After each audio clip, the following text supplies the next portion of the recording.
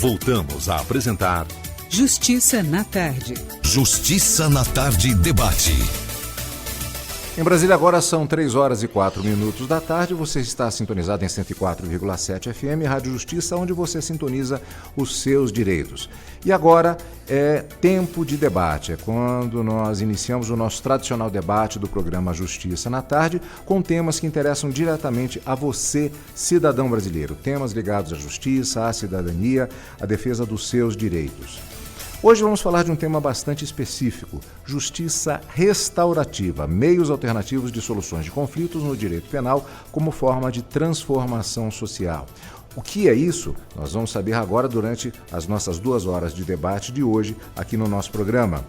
As nossas convidadas de hoje: a juíza Catarina de Macedo Nogueira Lima e Correia, coordenadora do programa Justiça Restaurativa do Distrito Federal; a servidora e facilitadora dos processos que envolvem justiça restaurativa, Isabel Messias Vasconcelos; e a criminalista Vanessa Vitória Oliveira. Não de Oliveira, porque senão, se eu disser acrescentar não eu mudo o nome, né? Isso é particularmente dentro da aplicação do direito, tem que se prestar atenção a esses detalhes. E eu gostaria, antes de mais nada, agradecer a presença das três aqui, a disponibilidade de vir aqui, inclusive presencialmente, aos estúdios da Rádio Justiça, para que possamos falar a respeito desse tema. E aqui, possivelmente, o nosso amigo telespectador não, isso é da época que eu era da TV, então às vezes eu ainda troco, mas é como aqui na Rádio Justiça, nosso amigo ouvinte, ele pode estar já se perguntando, caso ele não tenha já acompanhado alguma notícia ou algum caso relativo a esse conceito específico que é o da justiça restaurativa. Eu vou começar com a doutora Catarina de Macedo Nogueira, fazendo uma pergunta básica: o que é justiça restaurativa? Ótima pergunta. Então, embora a gente não possa falar de uma definição estrita do que é justiça restaurativa, claro, para a gente conversar sobre justiça restaurativa, a gente tem que entender o que é de alguma forma. Então, eu sei que essa definição que eu vou dar agora é uma definição estrita, mas ela serve para nortear a nossa conversa.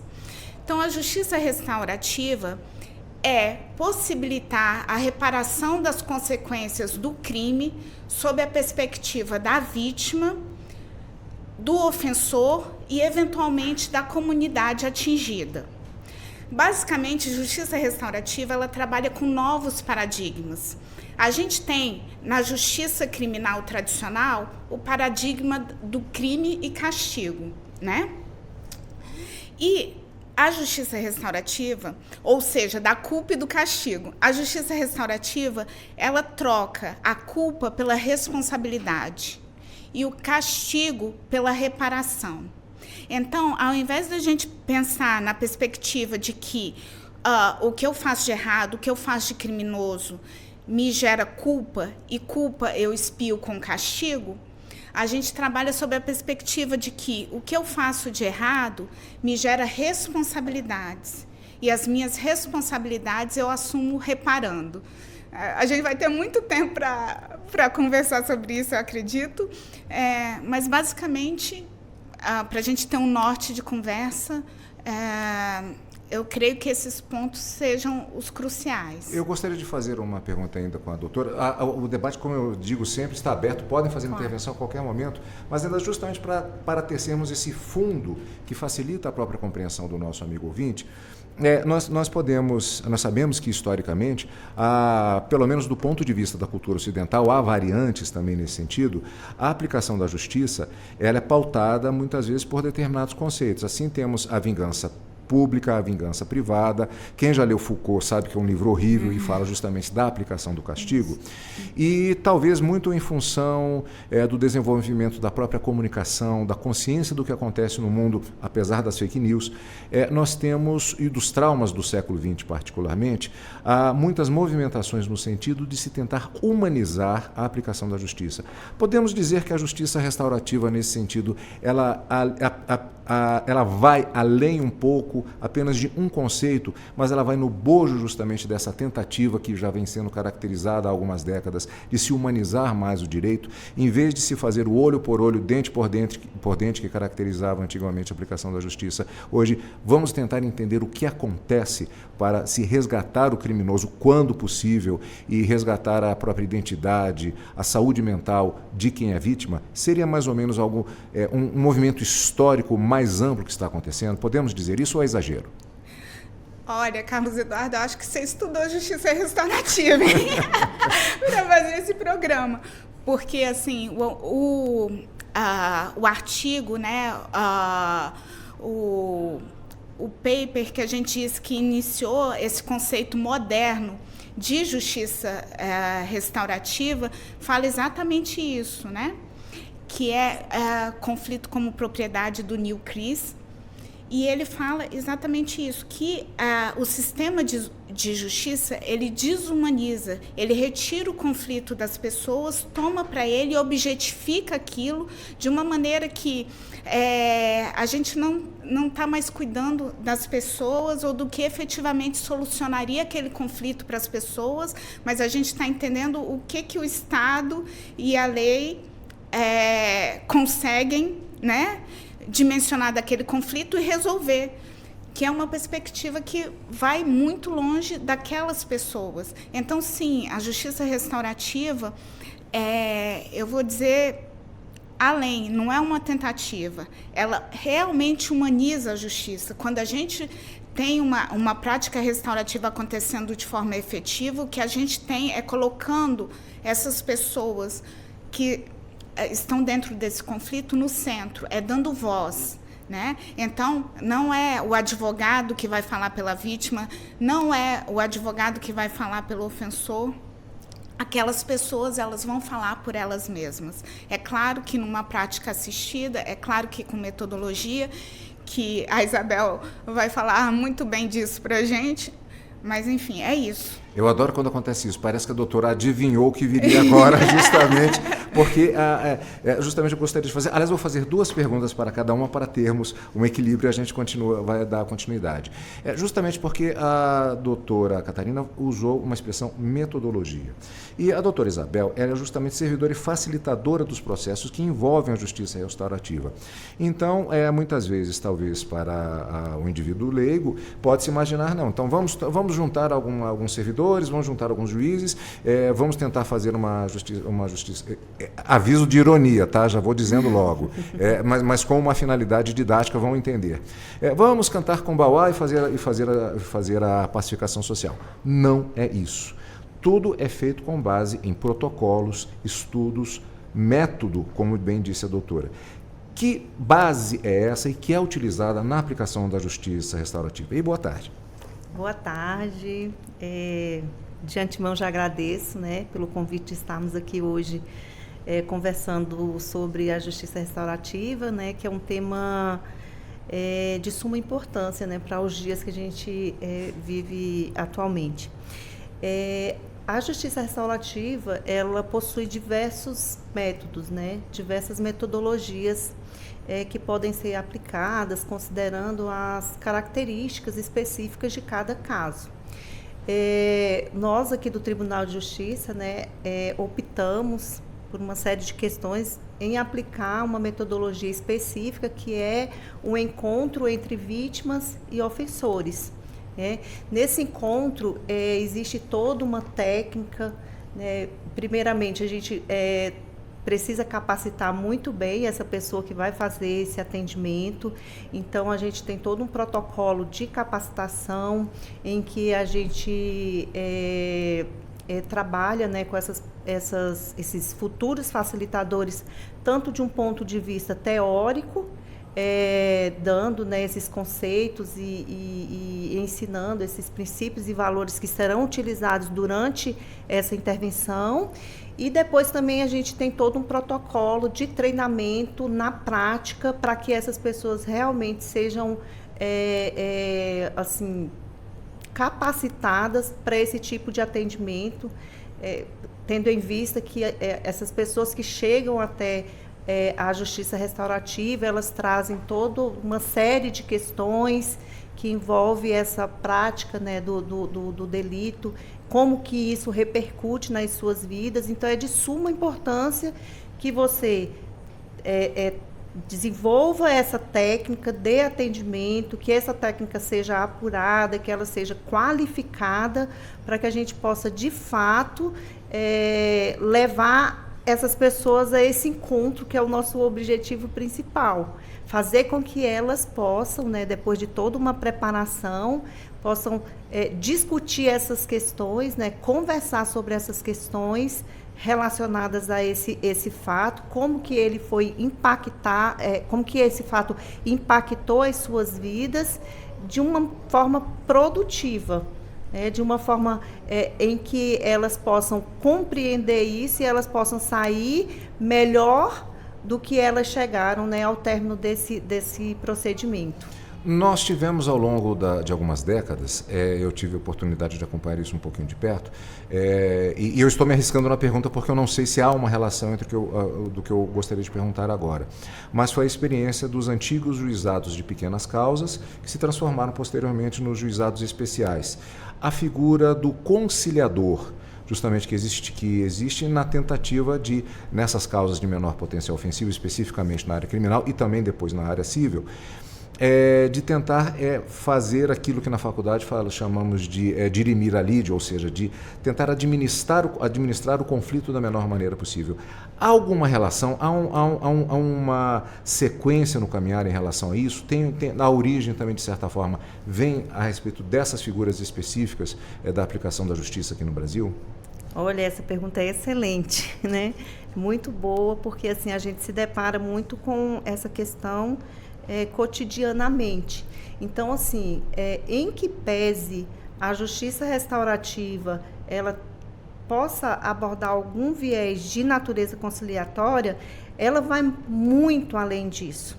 Ela tem toda uma série de outras preocupações que vai muito além da questão de uma mera conciliação, né? Então, obviamente, assim, não desconsiderando a questão da conciliação, a gente sabe da importância da conciliação, né, para o nosso ordenamento jurídico, mas a justiça restaurativa, ela busca tratar questões, né, que são relacionadas à origem, né, desse fato, que nós consideramos como crime. Então, o que foi que contribuiu para que essa questão acontecesse? Quais foram as consequências desse fato para a vida dessa vítima? Como que isso repercutiu na vida dessa pessoa? E também para a vida do autor, porque a gente compreende que o fato delitivo, ele traz consequências tanto para a vítima como para o próprio ofensor também, né? E aí a gente, além disso, a gente busca compreender como que essas pessoas foram impactadas psicologicamente, emocionalmente, como que a vida delas, de alguma forma, foi modificada por conta desse fato. E, avançando, a gente também procura, né, trabalhar a questão da responsabilização, né, desse ofensor, para que ele possa, primeiramente, refletir sobre esse fato, né, esse ato que ele praticou, de como que isso repercutiu tanto na vida dele, quanto na família, quanto na vida dessa vítima e, inclusive, da própria comunidade. E aí, depois que a gente trabalha essa questão da responsabilização, ele, então, tem condições de começar a pensar e refletir sobre possibilidades de reparar esses danos que ele ocasionou na vida dessas pessoas, né? E, além disso, e não menos importante, ele tem a oportunidade de fazer esses reconhecimentos, assumir as suas responsabilidades e também assumir compromissos futuros para que ele possa superar, né, aquilo que o levou a delinquir e construir um novo futuro. Porque assim, é de suma importância que essa pessoa ela saia consciente, né, de tudo isso que aconteceu na sua vida, da repercussão disso na vida dela e na vida das outras pessoas, e que, para além disso, ela possa construir um futuro em que ela não venha mais a cometer esse tipo de comportamento. E agora a vez da doutora Vanessa Vitória Oliveira, e vamos saber qual a opinião, como criminalista, como justamente tem gente que odeia essa expressão, operadores do direito, tem gente que odeia realmente, tem gente que gosta, então não ataquem, por favor, o arauto, quem está falando, utilizando a expressão. Mas vamos lá. A sua vivência em relação, já teve um acompanhamento de situações em que caíram em relação nessa metodologia da justiça restaurativa? Qual a sua opinião já em relação a essa metodologia que tem sido aplicada, inclusive de maneira oficial, nos tribunais, com acompanhamento do próprio Conselho Nacional de Justiça? Boa tarde. E boa tarde, exato. Boa tarde, Carlos. Primeiramente, gostaria de agradecer, né, o convite para estar aqui falando sobre esse tema que eu acredito que tem tido grandes impactos mesmo no nosso sistema de justiça. E foi interessante a sua pergunta anterior a respeito dessa questão da conciliação e da sessão restaurativa, porque eu acredito que quando chegou, nós tínhamos essa visão, né, de que a justiça restaurativa funcionaria muito como uma espécie de conciliação e tudo mais. E, na verdade, não. Como a Isabel bem destacou, existem diferenças profundas, assim. E eu, hoje, dentro da prática processual, eu vejo que a justiça restaurativa ela tem muito mais impacto do que a conciliação.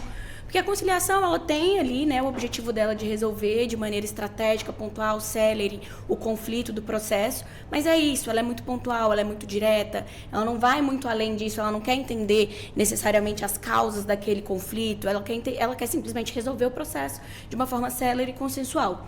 Já a justiça restaurativa, das sessões que eu tive, né, a possibilidade de participar, e como já bem destacado pela doutora Catarina, a gente participa de uma forma muito mais...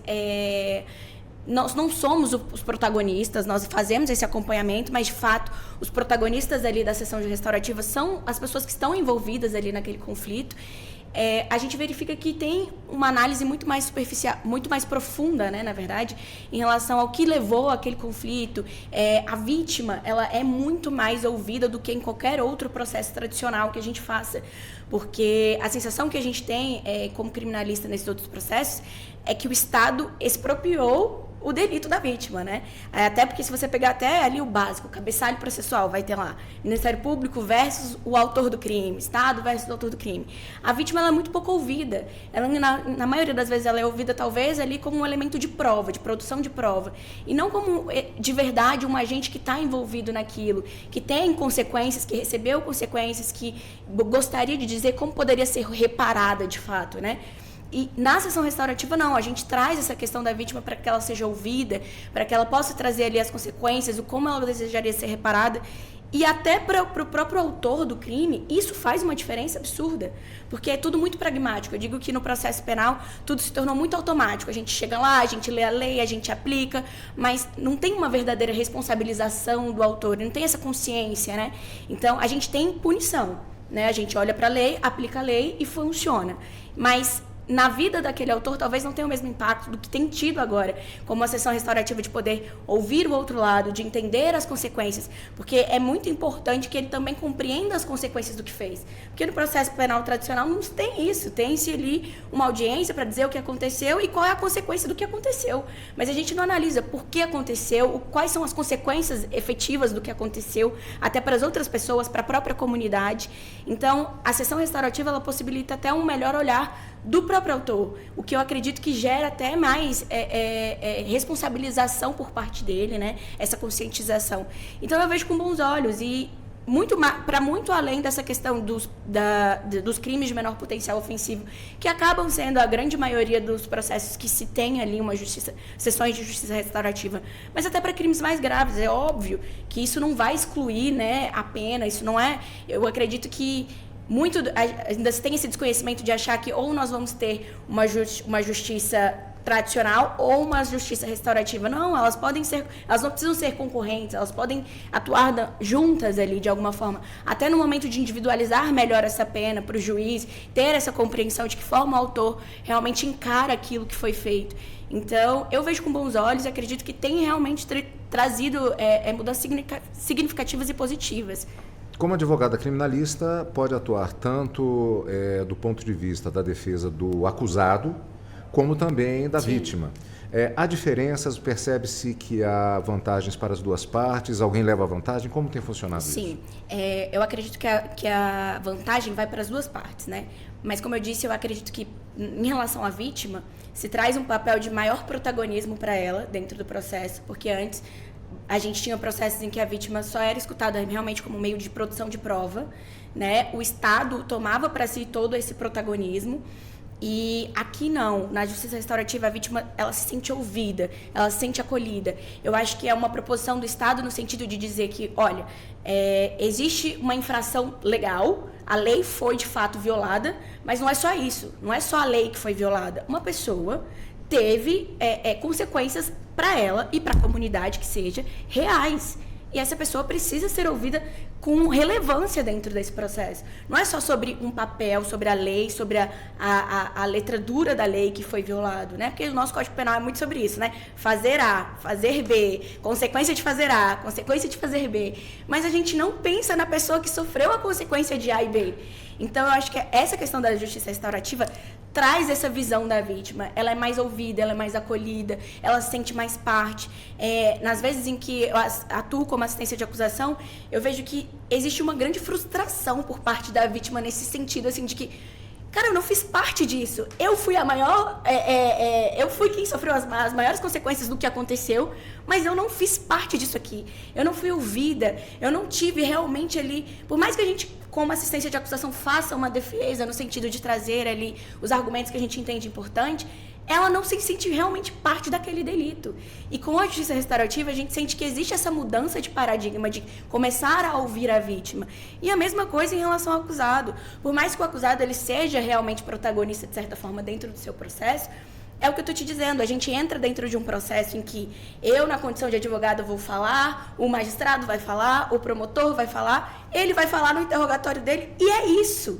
Entendeu? Mas que tipo de consciência isso traz para o acusado de fato? Será que isso é suficiente para que ele entenda as consequências do que fez, para que ele se responsabilize e que isso evite uma eventual reincidência ou algo nesse sentido? Acredito que não. Então, a partir do momento que você tem essas sessões em que tem-se uma maior conscientização, em que ele consegue realmente compreender as dimensões do que foi feito, da causa e tudo mais, você tem mais possibilidade que ele, de fato, compreenda o que foi feito e que isso evite uma reiteração do crime e que ele compreenda as causas do que levou. E eu acredito que ajudaria até nessa questão do próprio encarceramento, porque a gente conseguiria evitar que essa pessoa chegasse novamente ao sistema de justiça criminal. Doutora... Cadu, Oi, por favor. É porque a fala da doutora é muito importante, porque ela levantou um ponto que eu acredito é crucial para a justiça restaurativa, que é o seguinte: as lógicas são diferentes, né? A lógica do processo criminal tradicional e a lógica da justiça restaurativa são diferentes.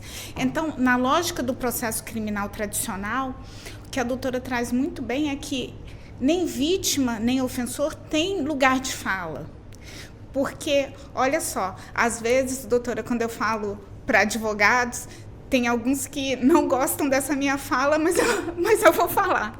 Então, assim, esse processo tradicional, o que a gente espera do réu? A gente espera que ele é réu, né, nesse processo. A gente espera que ele acompanhe a produção de prova, que ele eventualmente consiga produzir alguma prova em favor dele, mas se eu acabo a instrução e eu não tenho prova nenhuma, se eu sou um bom advogado criminalista, o que eu vou falar para o meu cliente na hora do interrogatório? Ele chega para mim naquela conversa que eu tenho antes, né, dele ser interrogado, e ele diz assim: olha, doutora, fui eu mesmo, eu estou muito arrependido do que eu fiz e fui eu. Tudo que está aí é verdade. Se a senhora, como uma boa advogada de defesa, está vendo que prova nenhuma foi produzida, que não tem como condená-lo naquele processo, eu acredito que, pela lógica do processo, o melhor conselho é: tudo bem, mas aqui não é lugar de espiar pecado. Nós vamos fazer o seguinte, aqui o senhor fica calado, porque o senhor vai ser absolvido, depois a gente vê, o senhor procura uma igreja, ou, enfim, o senhor procura outro lugar para a gente trabalhar isso aí, não é? Mas é. Por quê? Porque senão ele vai ser condenado. Então, assim, a lógica da responsabilização não existe. E em relação à vítima, o que a senhora trouxe é muito poderoso, porque o que eu quero da vítima nesse processo tradicional? Eu só quero que ela me conte a história e que ela me diga com certeza que foi ele. Né? Então, assim, quando eu vou ouvir uma vítima, por essa lógica, eu não quero saber o que ela fez nesse dia, eu não quero saber como ela se sentiu, eu não quero saber... Às vezes eu vou querer saber que ela está no psiquiatra ou que ela não sai mais de casa só para aumentar a pena. Não que eu esteja realmente preocupada com as consequências para ela. Então, a gente tem esses dois atores que são... que sofreram as consequências, né? Porque quem ofende também sofre as consequências, que não tem nenhuma maneira de que essas consequências sejam endereçadas, né? E a justiça restaurativa dá essa possibilidade, porque o que eu vou falar, o que a gente vai convidar esse ofensor é: sim, esse é um espaço para você se responsabilizar. Sim, esse é um espaço que a gente vai construir essa responsabilização sob a perspectiva da reparação. E não sob uma perspectiva de, né? Então vamos te castigar aqui, né?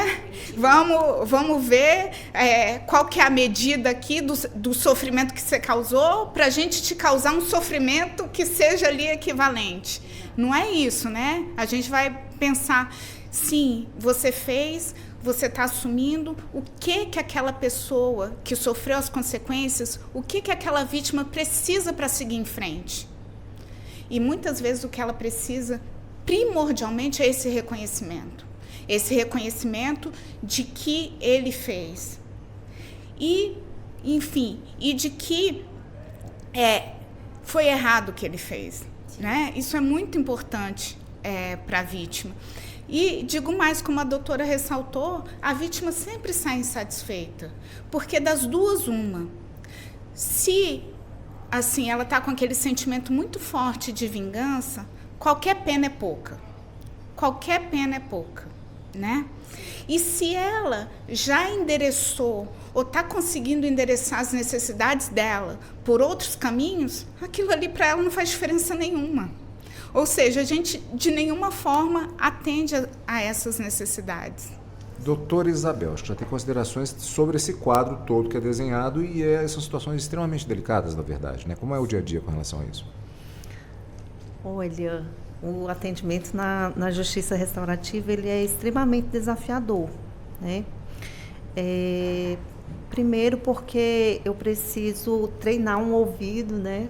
Para que a gente realmente escute essas pessoas, para que a gente compreenda, para além daquilo que elas trazem, né, quais são essas necessidades, porque muitas vezes nem elas mesmas conseguem identificar. Então, a gente precisa ter muita sensibilidade para ouvir essas pessoas, para compreender a forma como elas chegam.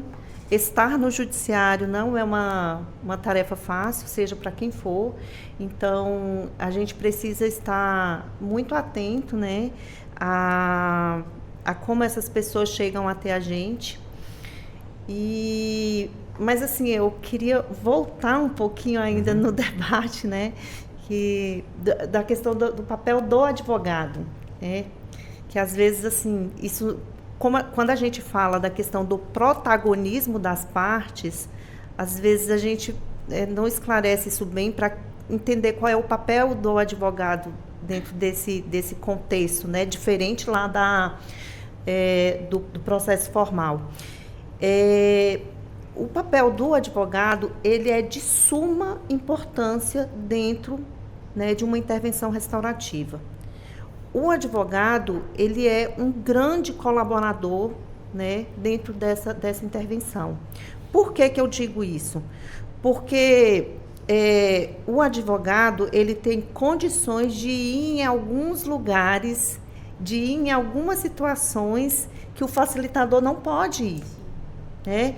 A gente sabe que o facilitador, ele trabalha com sigilo, ele trabalha com confidencialidade, ele tem que ser imparcial, ele não pode dar qualquer tipo de opinião, sugestão, ele não pode dar qualquer tipo de orientação, né? Então, quando o advogado ele entende esse papel dele dentro da intervenção restaurativa, ele pode atuar junto às partes, né, no sentido de dar esse apoio, de trazer essa orientação, né, de trazer esse suporte, né, que essas pessoas precisam dentro dessa intervenção.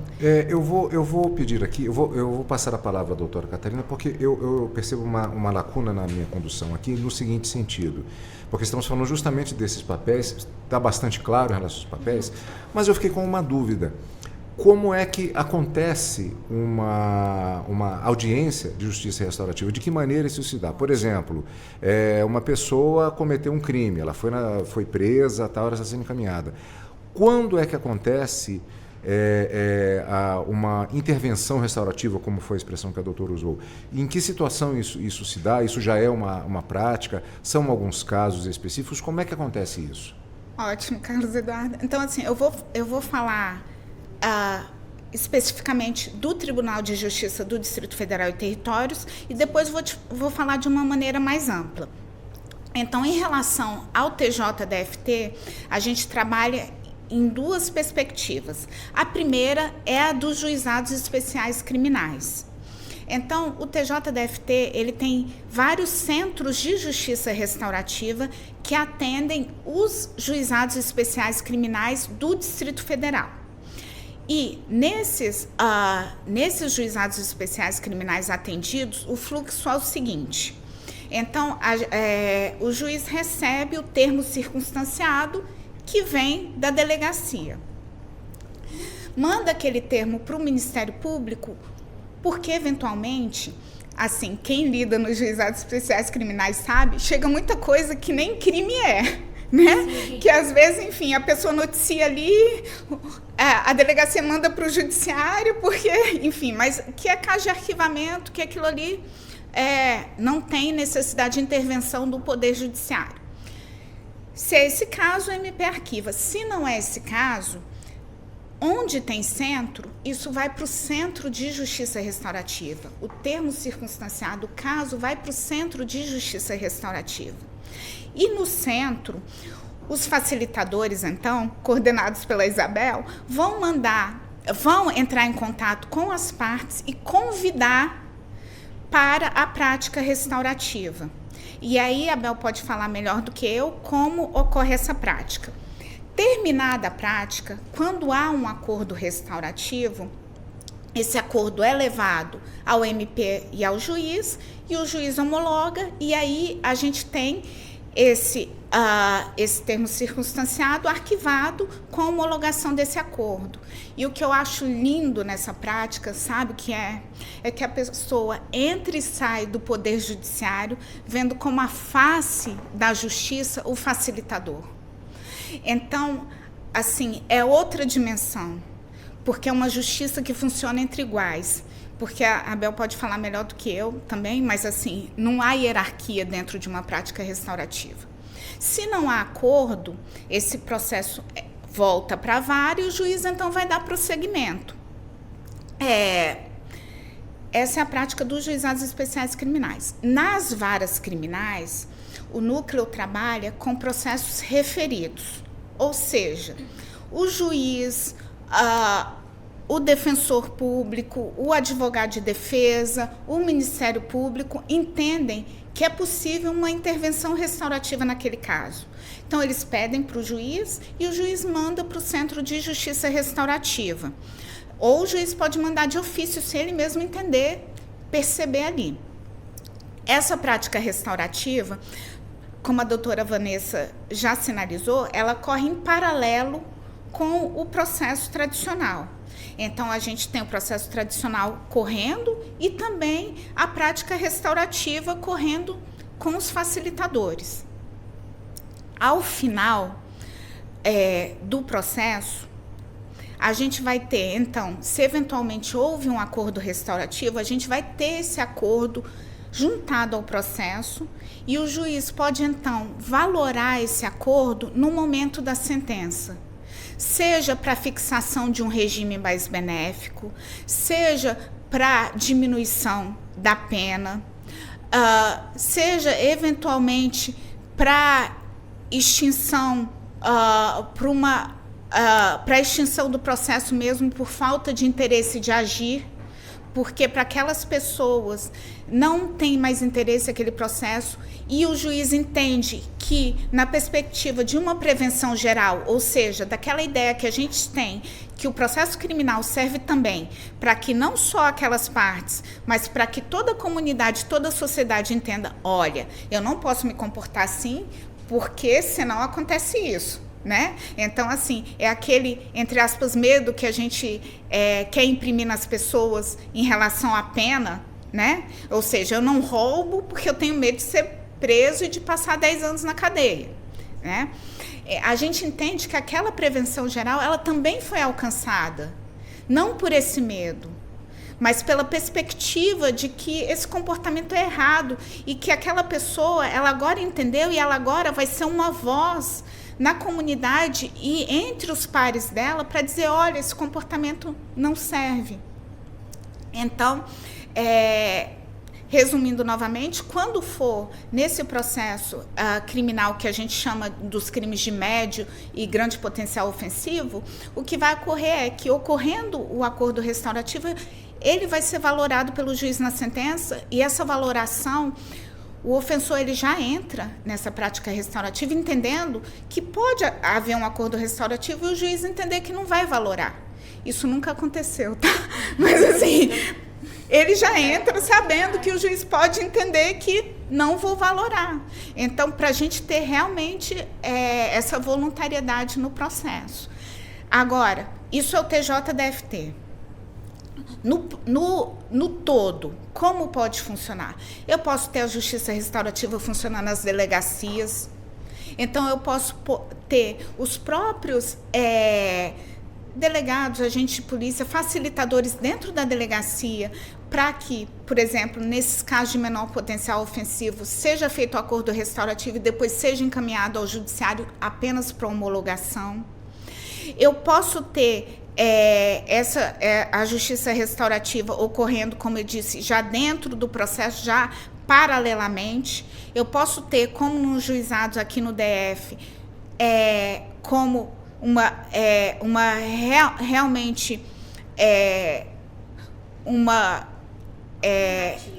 exatamente, uma substituição. Então, não vou ter aquele processo tradicional. E eu posso ter depois, durante a execução da pena, ou seja, aquela pessoa já foi condenada num processo formal e eu entendo que, de alguma maneira, intervenções restaurativas podem contribuir para que ela tenha uma ressocialização melhor, ou ainda, eu posso entender também que, mesmo com a condenação, a vítima precisa desse encontro, né? E a gente tem, assim, casos lindos feitos fora de pessoas, enfim, que foram condenadas a prisões perpétuas e que têm esse encontro com a vítima e que é realmente um renascimento para a própria vítima e uma possibilidade de responsabilização para essa pessoa. Doutora, eu acho que temos continuidade justamente nesse sentido, até pela colocação que foi feita sobre como acontece essa fase justamente, que é acompanhada, coordenada, pergunto até qual seria a expressão correta, pelos facilitadores.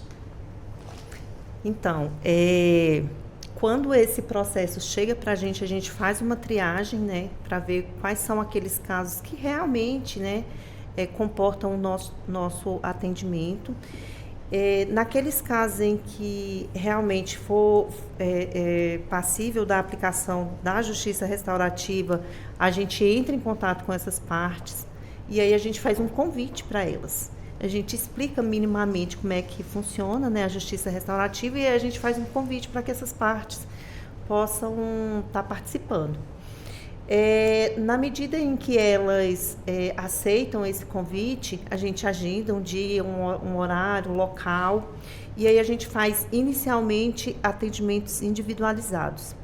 nós nunca, jamais colocamos as pessoas juntas, né, antes de fazer todo um atendimento e uma preparação. Esses atendimentos individuais, a gente busca identificar, né, como é que essas partes estão chegando, qual é o nível de trauma que ela vivenciou, qual foi o nível de repercussão daquele fato na vida dela, né? Se ela tem interesse, se ela tem condições e se ela tem a necessidade de estar no encontro face a face com essa pessoa, né? Mas antes que a gente entre em contato com a vítima, a gente inicia esse procedimento com o ofensor. Por quê? Qual é a ideia? Se esse ofensor, ele não traz, né, essas condições de estar nesse encontro, a gente nem, cogita a possibilidade de fazer esse encontro com a vítima. Por quê? Para não correr o risco, primeiro, de uma revitimização, né, de colocar ela numa situação em que ela vai estar sendo revitimizada por este ofensor, ou então também até numa situação em que ela seja vítima até da nossa própria intervenção. Então a gente tem toda uma série de cuidados para que a gente possa desenvolver esse atendimento e verificar todas essas possibilidades.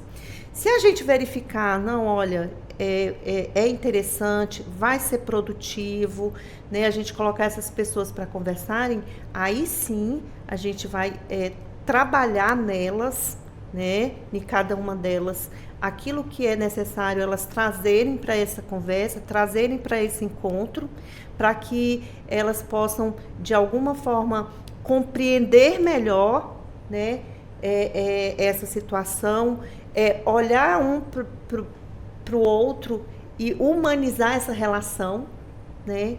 Porque, assim, às vezes um fato delituoso, quando ele acontece, as pessoas nunca se viram. Mas a partir do momento em que esse fato aconteceu, cria-se uma relação entre essas pessoas e que é uma relação hostil. Então, a vítima começa a ter uma série de pensamentos em relação a esse ofensor. O ofensor também, às vezes, cria um ideal, né? Que o fato não foi tão prejudicial assim, que não teve toda essa repercussão, que foi só uma coisa leve.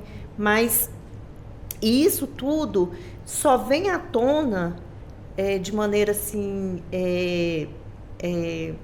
de uma maneira muito real nesse encontro, né? Então é a hora que a vítima ela tem possibilidade de olhar para ele e falar, olha, eu passei por isso, eu tive que fazer atendimento psicológico, eu tive que usar remédio, eu não durmo mais, eu ando com medo, eu chego em casa, eu dou a volta no quarteirão para poder entrar em casa porque eu tenho medo de ser abordada novamente, eu tenho medo que você fique me perseguindo, enfim.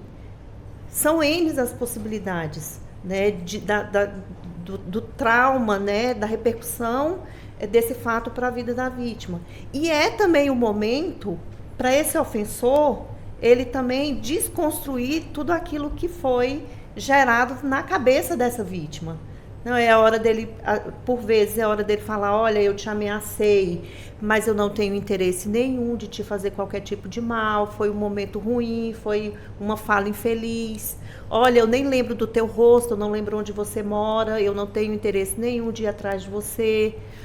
Enfim, ele tem também essa possibilidade de desconstruir aquilo que foi gerado na mente dessa vítima, né, na cabeça dessa vítima. Eu vou voltar ainda justamente nessas questões, mas antes eu gostaria de voltar mais atrás ainda, já com a doutora Vanessa. Eu sei que criar cenários muitas vezes é uma técnica para você elaborar uma situação, mas há riscos nisso porque às vezes na teoria, nem sempre a teoria funciona. Então vamos lá. Vamos supor que eu tenho uma audiência marcada amanhã dentro da perspectiva de uma justiça restaurativa. E eu estou lá como advogado e estou pedindo uma orientação para a minha advogada sênior. E o réu está dizendo assim, na verdade aquele cenário que a doutora Catarina falou assim, eu quero assumir, E aí estou eu naquela situação como advogado e não tem prova. Isso eu estou pensando que eu vou dizer isso. Sim. Mas nessa perspectiva que está sendo colocada, o que eu faço? Carlos, eu acredito que, assim, quando a doutora Isabel traz o papel do advogado dentro dessa relevância da justiça restaurativa, de fato, porque por mais que o facilitador construa com ele ali essa relação de confiança, acredito eu que ela nunca vai ser superior à relação de confiança que ele tem com o próprio advogado dele. É muito difícil que ele vá contra a orientação do advogado. Então, se o próprio advogado se opuser a esse tipo de resolução da demanda, naturalmente, o acusado também vai se portar dessa maneira. Até porque, querendo ou não, quando ele está ali dentro de um processo em que ele está sendo acusado, é o Estado contra ele. E a única pessoa que ele tem certeza que está do lado dele é o advogado. Por mais que o facilitador se apresente ali, né, nesse local de não, a gente não está aqui para defender a vítima, a gente está aqui para criar uma solução realmente para ambos, ele nunca vai ter essa visão de uma forma tão clara assim. Ele sempre vai preferir ouvir o advogado. Então, assim, se dentro de uma perspectiva, o meu cliente ele me traz essa possibilidade, olha, vamos ter uma sessão restaurativa, fui eu sim que fiz, eu quero sim assumir essa responsabilidade, eu acho que nós não podemos aqui ser hipócritas e nos tirar do local de advogado de defesa. Obviamente, eu vou ter que ser sincera com o meu cliente e dizer para ele qual que é a relação processual que se tem. Se não tem prova, eu vou ter que chegar para ele e falar, olha, não existem provas, se você optar por esse caminho, provavelmente é isso aqui que vai acontecer. Se você eventualmente optar por ficar calado, algo nesse sentido, provavelmente você vai ser absolvido. Agora, se o cliente já chega para você, te trazendo essa visão de que ele quer assumir aquilo, eu acho que a gente, para além de advogados de defesa, a gente precisa se ver nesse lugar de que, assim, somos também cidadãos, né?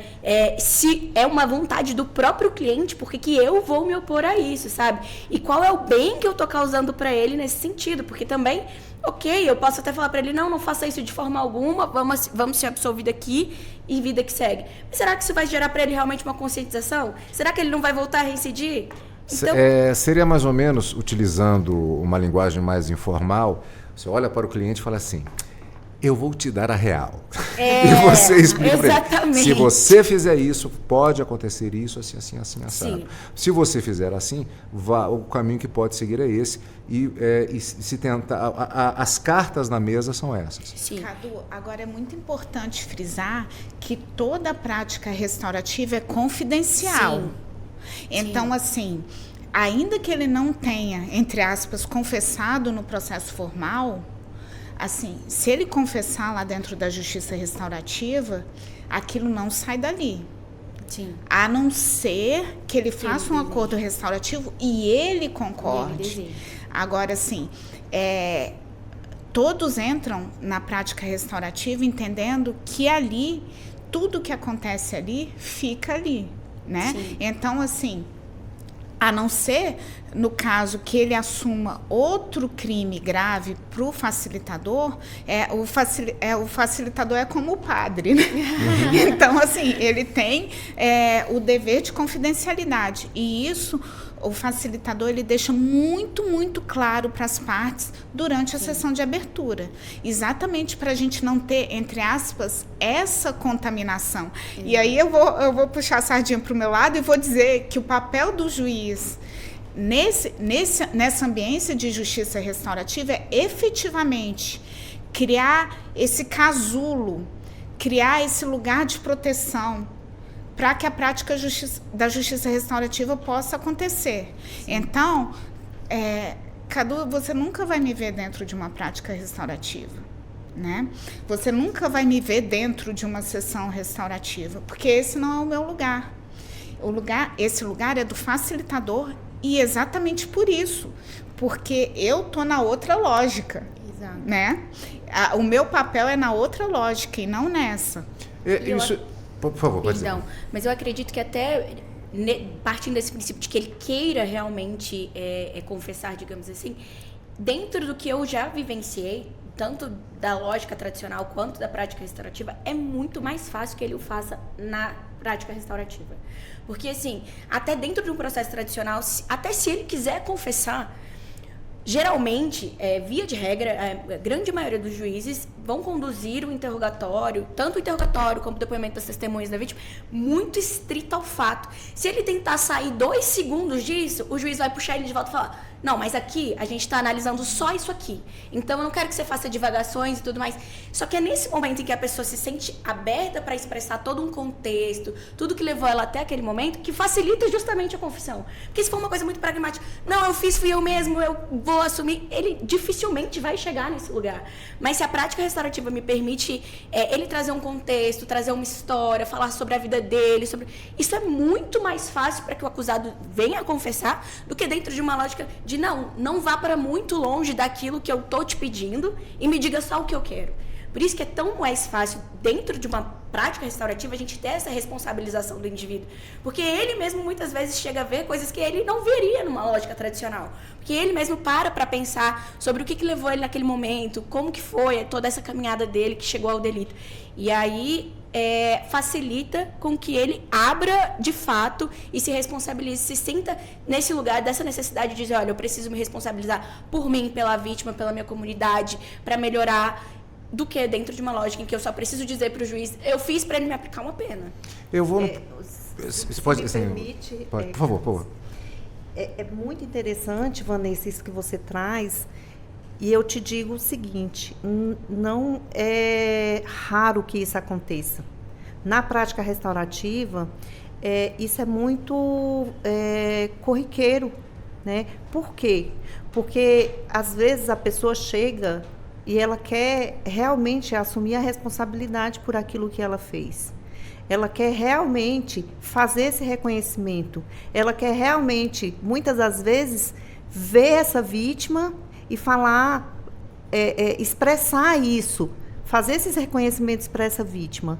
Então, dentro do procedimento da justiça restaurativa, amparado por essa confidencialidade que a doutora Catarina trouxe aqui, pelo sigilo, né, por esse lugar de segurança, né, que é todo trabalhado para que essa pessoa tenha a oportunidade de fazer isso, então é muito mais fácil para ela fazer, né?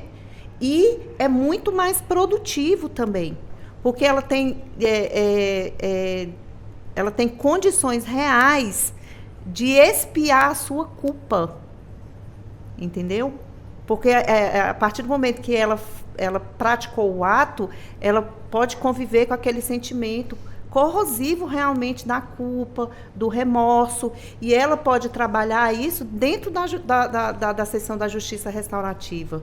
E isso é muito... isso acontece com certa frequência. Um pormenor técnico. Eu lembro que na pré-história dos juizados especiais havia a audiência de conciliação e, ao final, havia exatamente a elaboração do termo circunstanciado da sessão do juizado especial com o conciliador. O Ministério Público ele não estava presente fisicamente, na verdade, e nem o juízo. E, no entanto, no termo circunstanciado, era feita a descrição de que falou a parte, falou a outra, sem advogados, o Ministério Público se pronunciou e foi feito o acordo e o juiz homologou. Eu até brincava informalmente, dizia que era uma ficção jurídica, porque, de fato, o juízo não estava presente nem o Ministério Público. Mas, para efeito burocrático, digamos assim, era feito esse termo circunstanciado. Como acontece hoje no caso da sessão restaurativa. A doutora disse, então, que ela não está presente. E isso não vem no termo circunstanciado. É uma metodologia diferente, então, hoje em dia. Exatamente. A gente está dentro do judiciário, então a gente tem que ter algum tipo de documento. Então, lá fica esclarecido que apenas o facilitador... nominalmente, né, aparece lá o nome do facilitador. Se eventualmente tiver um observador ou qualquer outra pessoa, a gente pede autorização dessas partes para que aquela pessoa esteja ali, e aí a gente faz constar também em ata que ela esteve ali e que todos os princípios que se aplicam ao facilitador, do sigilo, da confidencialidade, da imparcialidade, né, tudo isso se aplica também a qualquer pessoa que participe da sessão restaurativa. O que vai no documento é apenas que é de comum acordo entre todas as pessoas que estão ali presentes. Exatamente. Então, por exemplo, se o meu cliente fictício, como eu estou dizendo, ele queria confessar e houve alguma coisa nesse sentido, mas houve um acordo e isso não foi mencionado, isso não vai constar do documento. O que consta desse documento? Apenas aquilo que as partes acordarem que deve constar. Então, se elas não querem que determinada informação conste desse termo, ele não constará.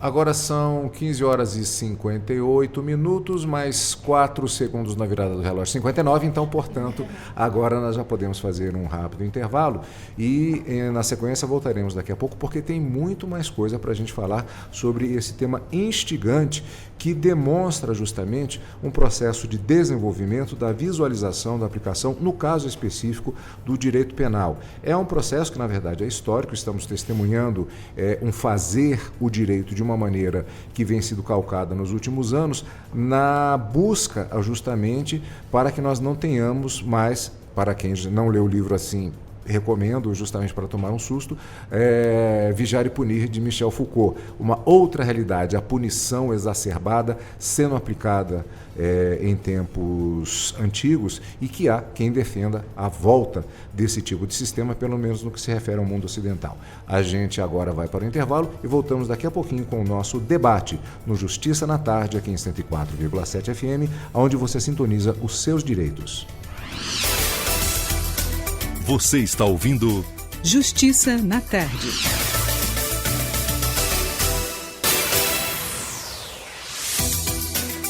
Voltamos a apresentar Justiça na Tarde.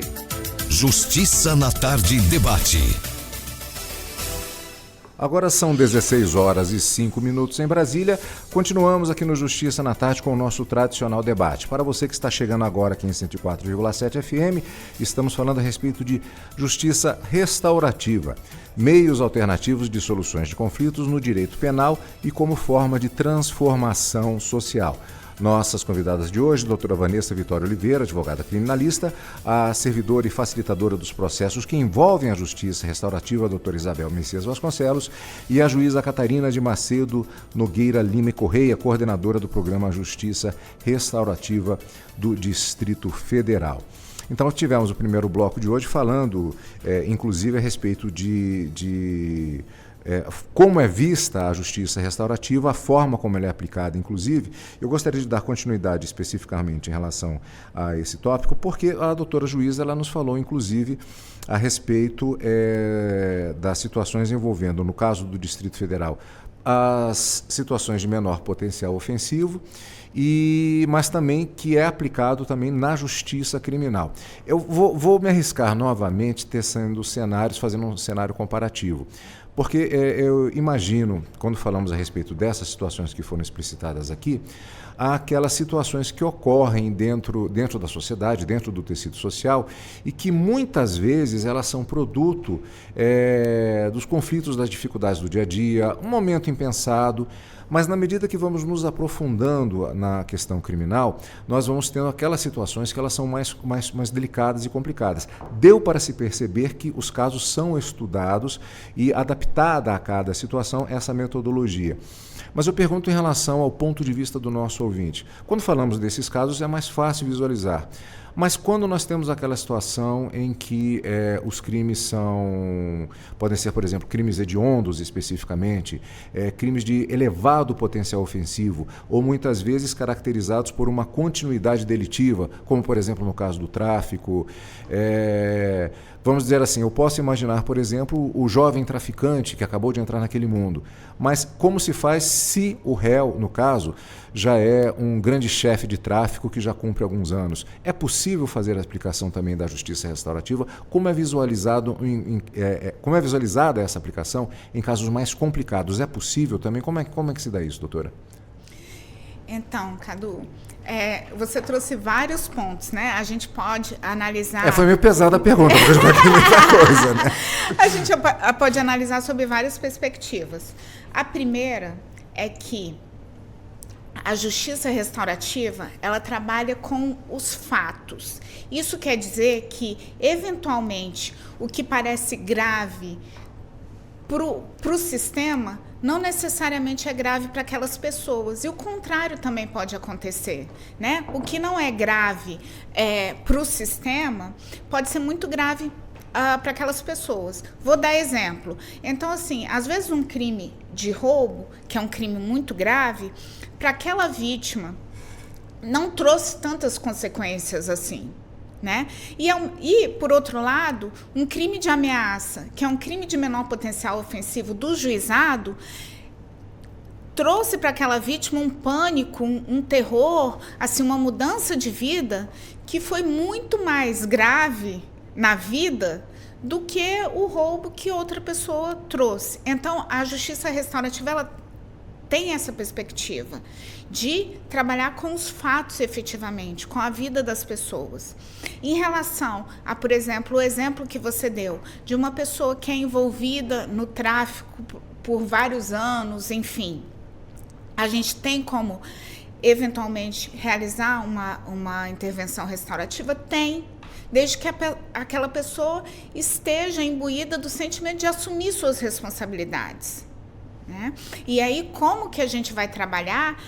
Como a Isabel já disse, vai depender de cada circunstância, mas assim, o processo de responsabilização, ele pode acontecer. Quais vão ser as consequências desse processo de responsabilização no sistema tradicional? Aí a gente pode começar a conversar, né?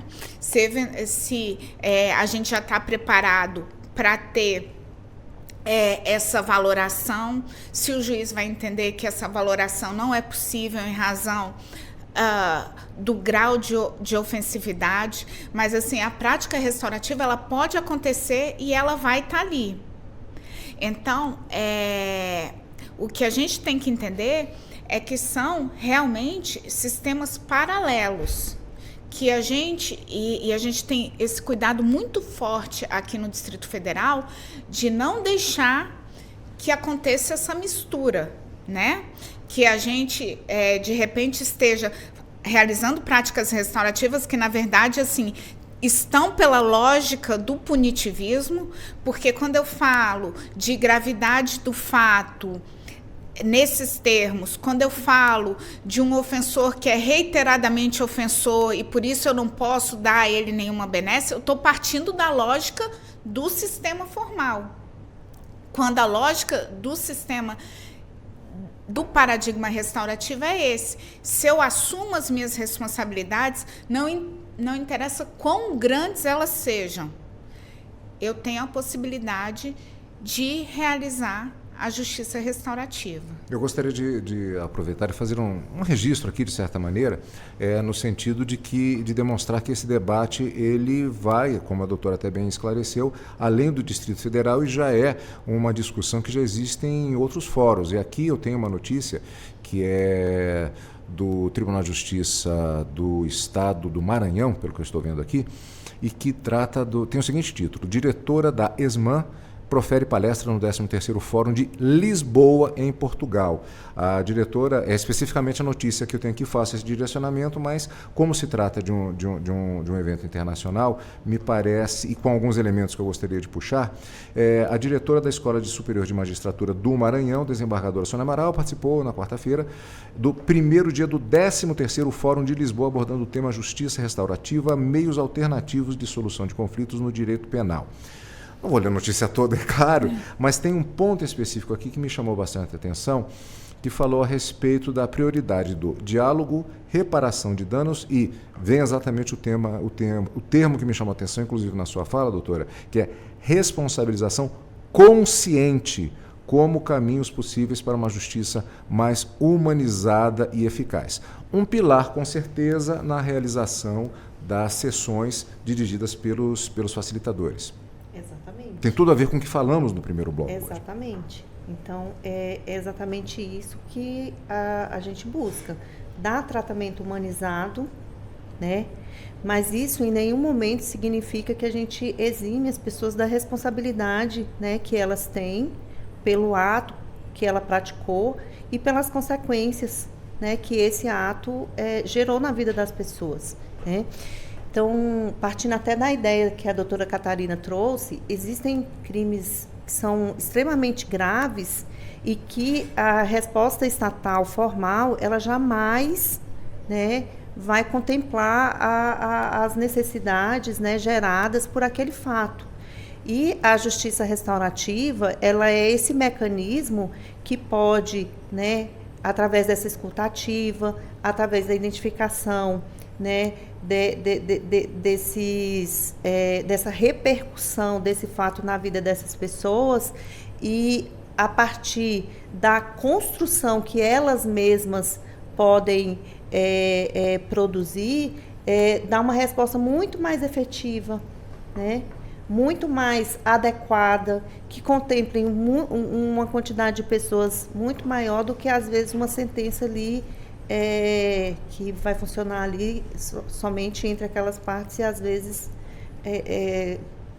de uma forma que não vai atender nenhuma e nem a outra. Pergunta que eu faço tanto para a doutora Isabel quanto também para a doutora Vanessa. Já vai dar tempo da doutora já ir pensando a respeito da resposta. Com certeza, essas sessões ou audiências, qual é o termo correto? Sessão ou audiência, no caso? Sessões. Sessão mesmo, né? Elas devem haver momentos marcantes para as pessoas envolvidas, inclusive os facilitadores. Poderia relatar alguma situação, claro, protegida sob sigilo, sem identificação de personagens? Há situações assim que foram particularmente marcantes? Com certeza, inúmeras. Inúmeras situações. Mas eu tenho um caso que a gente fez ainda em Planaltina, quando a doutora Catarina ela era juíza da 2ª Vara Criminal, né, de lá. Eu também atuava lá. E foi um acidente de trânsito gravíssimo, né, envolveu, se não me falha a memória, porque já tem alguns anos esse fato, envolveram pelo menos, acho que 4 carros. Era um comboio de 3 carros que ia numa direção, veio um outro na direção contrária, e aí se chocou de frente com o primeiro, e os demais que vinham atrás foram engavetando ali. E foi extremamente grave o acidente, 3 pessoas ficaram gravemente feridas, uma das moças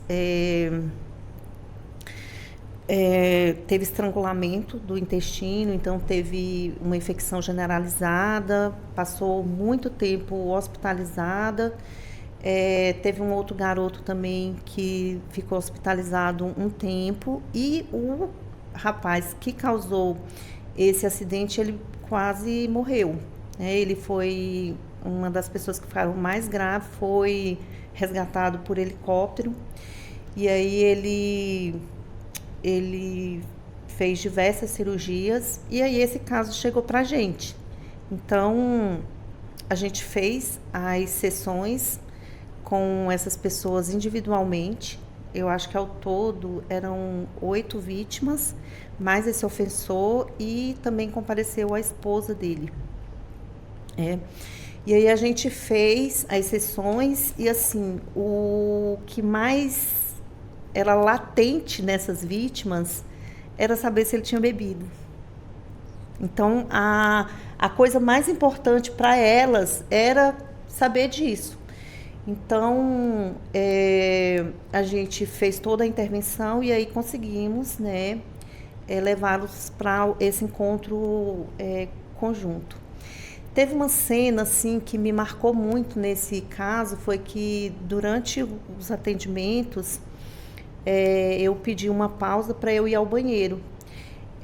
Quando eu passei pelo corredor, né, eu vi o casal lá, que era esse ofensor e a esposa dele, eles estavam juntinhos assim, e eles estavam rezando, ou fazendo uma oração ali durante aquele tempo em que a gente estava ouvindo as outras pessoas. E aí a gente conseguiu levá-los, né, eles conseguiram conversar, e aí a gente estruturou o atendimento todo para que essas vítimas contassem as suas histórias, né, o que foi que aconteceu com elas, por conta desse acidente, contasse as necessidades geradas a partir desse fato, né, diretamente para esse ofensor. Então, a gente, cada uma foi contando e aí a gente dá a oportunidade, né? Então, um fala, você dá a oportunidade para que o outro possa responder aquilo e ele permanecia calado, por vontade dele. E aí, quando a gente terminou, né, de dar oportunidade para todas essas vítimas, a gente deu a oportunidade para ele contar a história dele. E aí, ele já tinha passado por inúmeras cirurgias, ele esclareceu ali naquele momento que ele não havia bebido, ele falou da imensa frustração que ele tinha depois do fato de ele não ter mais conseguido trabalhar. A esposa dele teve que sair para trabalhar e ele ficar em casa. Ele, assim, para ajudar nessas despesas da casa, com os filhos, ele precisava da ajuda de outras pessoas, né? E ele disse lamentar profundamente tudo aquilo que as outras pessoas tinham passado por conta do comportamento dele. E as vítimas, eu lembro bem de uma, que foi essa moça que estrangulou o intestino. Ela falou assim: todos os dias, quando chega na hora do acidente e eu olho para o pôr do sol, eu lembro. Então, essa era uma dor, era um trauma, era uma angústia que ela vivia e que ela pôde falar diretamente para ele, né? Então, depois desse momento, foi um momento extremamente emocionante. Não tinha ninguém naquela sala que não estava chorando. Ele foi acompanhado de uma advogada. A gente pediu a advogada muito sensível, por sinal. A gente pediu para ela sentar num sofá que tinha assim atrás. Então, ela estava observando o tempo todo a gente fazendo a intervenção. Ela ficou maravilhada, né, super impactada. E aí, assim, todos nós chorávamos de tão forte que foi. E aí a gente pediu esse ofensor para sair da sala e aguardar novamente no corredor. E aí a gente voltou para essas vítimas. E aí? E agora? Como é que vocês veem uma forma de serem reparadas daquilo que vocês passaram aqui depois dessa situação? E assim, unanimemente, elas falaram: o que aconteceu aqui para a gente é o suficiente. A situação dele é muito pior do que a nossa, então a gente não quer nenhum tipo de reparação. E foi interessante que desde o início eles falavam: nós queremos ouvir ele primeiro, para depois pensar em algum tipo de reparação. E aí, a reparação que as vítimas colocaram foi para que ele tirasse a carteira, porque ele não tinha habilitação, para que ele usasse o cinto de segurança, para que todas as pessoas que andassem com ele assim, no carro, depois que ele tirasse a carteira e tudo, que usassem o cinto de segurança. Então, às vezes a pessoa pode olhar e achar isso pouco do ponto de vista, né, da punição. Mas isso foi o que fez sentido para aquelas pessoas, foi o que trouxe alívio, foi o que trouxe respostas, foi o que trouxe paz para elas. Como uma pessoa... Vou ficar mais um pouquinho, daqui a pouco a gente volta com a doutora Vanessa. Como as pessoas chegam no momento que se inicia esse processo? Geralmente elas chegam agressivas, traumatizadas. Há um arco de desenvolvimento até se chegar a esse processo. Primeiramente, até se chegar à possibilidade, não, agora podemos fazer a sessão. Como é que funciona isso? Então, geralmente as pessoas chegam receosas, elas não têm ainda uma clareza grande, né, do que é esse procedimento de justiça restaurativa. Então, chegam com muitas dúvidas, elas chegam com medo, né? Num primeiro momento, elas descartam qualquer possibilidade de conversa com essa outra pessoa, né? Justamente por quê? Porque elas estão muito ainda fragilizadas, chegam traumatizadas, Enfim, então precisa de todo um trabalho de escuta, né, de elaboração desses sentimentos, dessas fragilidades, né, de serem fortalecidas, empoderadas, né, que é oportunizado durante esse atendimento. Então, desde o momento em que você encontra alguém que realmente está te ouvindo, com toda a atenção dela voltada para você, né, sem te julgar, sem trazer qualquer tipo, e isso inclusive para a vítima, né?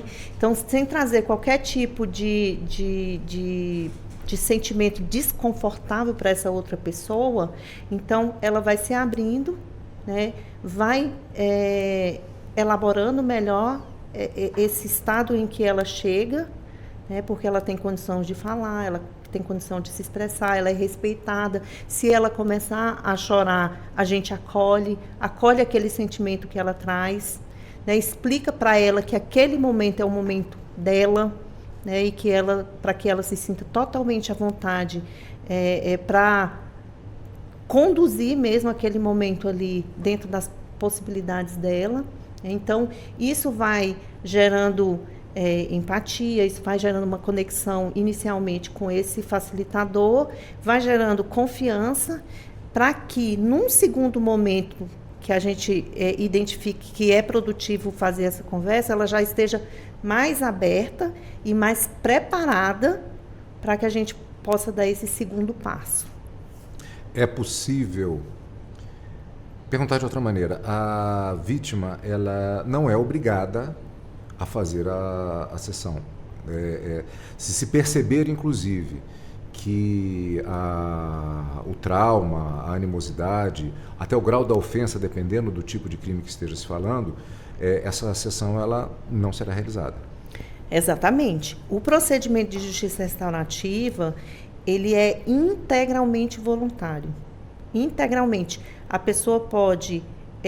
a qualquer momento, ainda que ela inicialmente ela opte por participar, ela pode a qualquer momento desistir, né, da participação, e a gente deixa bem claro desde o início que isso não traz qualquer tipo de prejuízo para ela, de qualquer ordem, inclusive processual, e isso tanto para a vítima quanto para o ofensor, né? Então é justamente para que eles tenham essa segurança de poderem realmente participar desse procedimento sem qualquer tipo de cobrança ou sem qualquer tipo de receio de prejuízo. Já vamos chegar no juízo, vamos primeiro para a advocacia. Doutora, história para contar dentro dessa dinâmica. Sim. A gente teve um caso que foi bem interessante até porque ele não era de menor potencial ofensivo, na verdade foi encaminhado para a Justiça Restaurativa pelo membro do Ministério Público, porque já se havia um histórico de litígios entre as duas partes, entre a vítima e o réu nesse caso. Mas a vítima e réu, nesse caso específico, a moça era a vítima, o réu era o rapaz, mas em outros casos era o contrário, invertiam-se o polo, eles tinham um histórico de animosidade bem grande, assim, um histórico de demandas bem grande. Essa demanda específica era de importunação sexual. E aí, o membro do Ministério Público pediu esse encaminhamento porque ele percebeu... até chega a ser cômico mas eles se tornaram até atores conhecidos do próprio Ministério Público e dos juízes de tantas causas e demandas que eles já tinham ali entre si. E aí o Ministério Público pediu essa sessão restaurativa, até porque ele percebeu que nesse caso as outras demandas eram sempre algo com difamação, injúria, ameaça, nunca tinha sido algo nesse sentido de uma importunação sexual. E aí, no meio de uma audiência, assim, o Ministério Público percebeu que ele não tinha noção de como aquilo ali era muito pior do que as outras questões que ele tinha enfrentado. Para ele era mais um dia em que eles tinham ali se desentendido e que eles tinham se ofendido mutuamente e ele não tinha essa percepção. E o Ministério Público já tinha também verificado que ela tem sempre uma postura muito forte, muito firme, mas nesse processo específico ela estava totalmente recolhida, ela estava frágil. E ele não conseguia compreender qual era a diferença. E a gente foi fazer uma sessão de justiça restaurativa E foi muito interessante porque foi nesse sentido de que, basicamente, ali o processo, e isso reforça muito aquilo que a gente estava falando, é paralelo, não necessariamente é substitutivo. O processo seguiu, ele foi sentenciado, mas a justiça restaurativa foi importante para ela porque ela conseguiu expor no sentido de que, olha, a gente já se ofendeu mutuamente várias vezes, mas uma violência sexual me pega num lugar em que me deixa extremamente frágil, que me deixa envergonhada. Eu nunca me senti fraca e frágil. Eu nunca me senti recuada de todos os problemas que a gente já teve. Aqui eu senti. E aí foi ali naquela sessão que ele conseguiu compreender a dimensão do que ele tinha feito, porque para ele era claramente mais um dia de litígio entre os dois, e ele conseguiu compreender que não, aqui realmente eu consegui invadir uma seara que para ela é muito preciosa. Porque eu acho que isso é até cultural, muitas vezes é difícil para que um homem entenda. De repente ele vê uma mulher super forte e que ele pode falar o que for para ela, que ela não se abala. E de repente ele não entende que nesse lugar a gente se sente tão invadida, tão frágil. E para ele foi importante. E aí eles conseguiram fazer ali essa sessão no sentido de realmente ele pediu desculpas a ela, de reconhecer que foi algo muito além. Ela conseguiu falar algo que ela não conseguia falar no juiz, dentro da audiência, naquele formato. Ela não se sentia à vontade o suficiente para falar sobre aquilo. E, obviamente, como eu falei, o processo seguiu, ele foi sentenciado, mas esse momento, essa sessão restaurativa foi importante para ambas as partes, mesmo que haja uma sentença, nesse sentido de realmente de responsabilização da vítima se sentir acolhida, compreendida, ouvida, e ele de entender de fato o que ele tinha feito, porque ele não estava entendendo a dimensão do que tinha acontecido. E eu acho que é até interessante a gente falar sobre isso, porque às vezes a gente fala muito sobre justiça restaurativa e tem muita gente que confunde isso com abolicionismo penal. A gente não está falando de abolicionismo penal. As pessoas podem ter sessão de justiça restaurativa em crimes de menor potencial ofensivo que vai realmente substituir ali uma persecução penal. Pode, mas a gente também pode ter sessão restaurativa em crimes mais graves que não vai substituir nada, são processos paralelos, mas que ao final vão dar uma resposta mais efetiva. Não é como se a gente quisesse agora criar benesses ao acusado para imiscuí-lo de toda a culpa daquilo que ele fez. Não é isso, mas é uma tentativa realmente de humanizar a justiça para que ela chegue não só na vítima que sofreu as consequências daquilo, mas do próprio acusado, que muitas vezes ele também não é humanizado dentro desse processo. Então, assim, para mim foi muito interessante porque, por mais que tenha havido, de fato, uma sentença, existiu um sentido em fazer a sessão restaurativa, porque às vezes as pessoas pensam, mas qual que é o sentido de eu fazer uma sessão restaurativa se vai ter sentença do mesmo jeito, se a pessoa vai ser...